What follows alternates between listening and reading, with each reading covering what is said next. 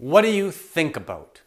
If you tell me what you typically think about, I'm pretty sure I can tell an awful lot about your life, where you've been and where you're going. What you think about is who you are and who you're becoming. And you'd better watch out because as a human being, I know you're prone to negative thoughts. So in this video, I'll tell you how to beat the hand that you were dealt.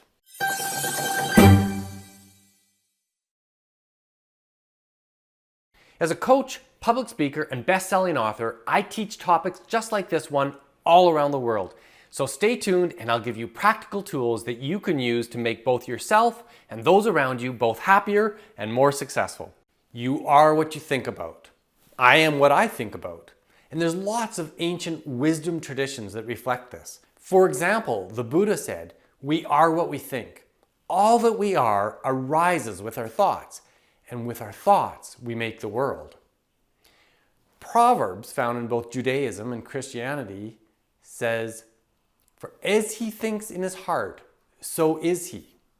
I'll tell you what I think about. US politics. I'm obsessed these days. It's like a train wreck. I can't take my eyes off it, regardless of political allegiance. I read the news on my phone. I watch YouTube videos, sometimes obsessively, of cable news network shows. I think about wildfires in California, Australia, Brazil. I read about climate change, increasing racism, crime rates, property taxes, immigration, and the latest plane crash. Sheesh, it's a wonder that I get out of bed at all. My life is filled with negative news, crises to worry about, and all kinds of stuff that just doesn't feel so good. Now, why do I think about all this terrible stuff?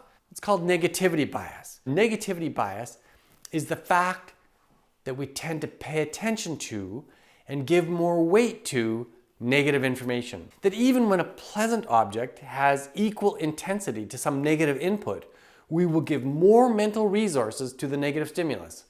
And this sucks. Why do we do it? Well, the truth is, I can't help it, you can't help it, none of us can help it. It's survival. We have deep, deep evolutionary grooves in our programming. Basically, we're doing this thing called scanning and landing.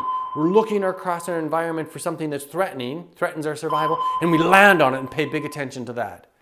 You know, if it's the tiger we're looking for, or the cliff that we're walking too close to, or maybe rapids in the river, anything that we think may hurt us, we pay lots of attention to, including in the modern world, our relationships that aren't going very well, a boss we don't like, the traffic that we're driving in, whatever. So to overcome negativity bias, we need to create new, equally deep grooves. Grooves that make us feel good and lean us towards that which enhances well-being. And this only happens through repetitive thoughts. Repetitive, brand new grooves that become deeply automated in how we think. So how do you go about doing this? How do you get these new grooves? I've got a few ideas. One, use a gratitude list. That simply means every day, at the same time every day, spend a few moments, ideally jotting down, writing down what's going well in your life. Do it every day. It sets that automation in your brain. Second tip is live life with intention. Invest in this idea that you've got somewhere you're going to, that you're living your life by design. Set goals. Be really clear about your reasons for pursuing your goals. Imagine life with the goal attained.